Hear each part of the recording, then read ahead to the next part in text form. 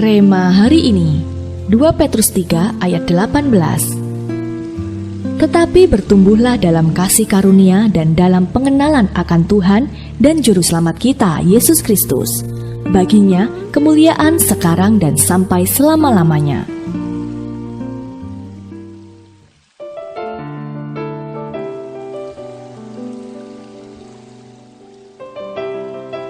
Kita pasti sering mendengar kata visi, misi. Biasanya kata-kata itu ditulis di dinding-dinding kantor sebuah organisasi atau instansi. Tujuannya untuk memotivasi anggota-anggota organisasi tersebut. Visi berbicara tentang tujuan utama yang akan diraih, sedangkan misi berbicara tentang tahapan-tahapan yang dilakukan untuk meraih visi tersebut. Tahukah Anda, sebagai pengikut Yesus, kita juga memiliki visi misi?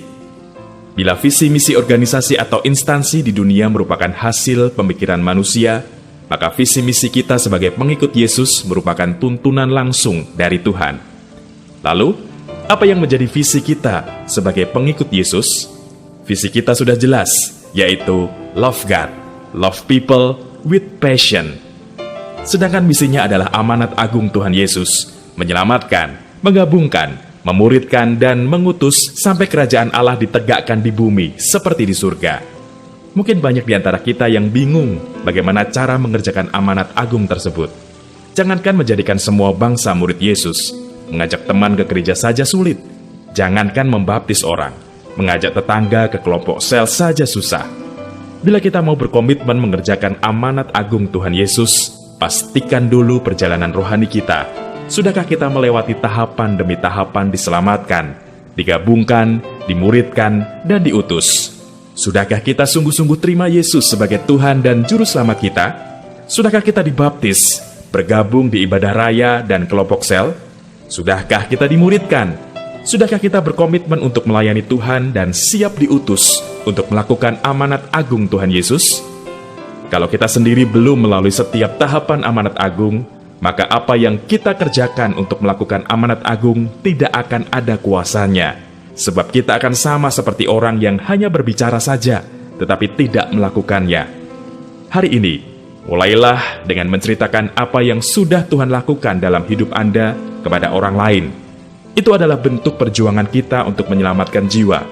Lalu, ceritakanlah perubahan hidup yang Anda alami setelah Anda melangkah dibaptis, bergabung dalam kelompok sel, serta beribadah rutin. Yang terakhir, berikanlah kesaksian bagaimana Anda menerima berkat serta anugerah Tuhan yang luar biasa saat Anda melangkah masuk dalam pelayanan. Ketika kita sudah melewati semua proses dalam amanat agung, maka apa yang kita sampaikan kepada orang lain akan memiliki kuasa untuk menjamah hati serta menggerakkan orang tersebut mengambil langkah melakukan amanat agung. Seberapa pentingkah melaksanakan amanat agung Tuhan Yesus dalam hidup Anda? Sudahkah Anda komit mengerjakan amanat agung Tuhan Yesus? Bagaimana Anda mengerjakan komitmen tersebut? Sudahkah komitmen tersebut membuahkan hasil? Apa sajakah itu? Bapa yang baik, terima kasih sudah mempercayai kami untuk melaksanakan amanat agung-Mu. Mampukan kami untuk melalui proses demi proses, sampai kami mengerjakan amanat agung-Mu sesuai dengan kehendak-Mu. Di dalam nama Tuhan Yesus, kami berdoa. Amin. Sebelum kita bisa komit mengerjakan amanat agung, kita perlu melalui semua proses amanat agung terlebih dahulu.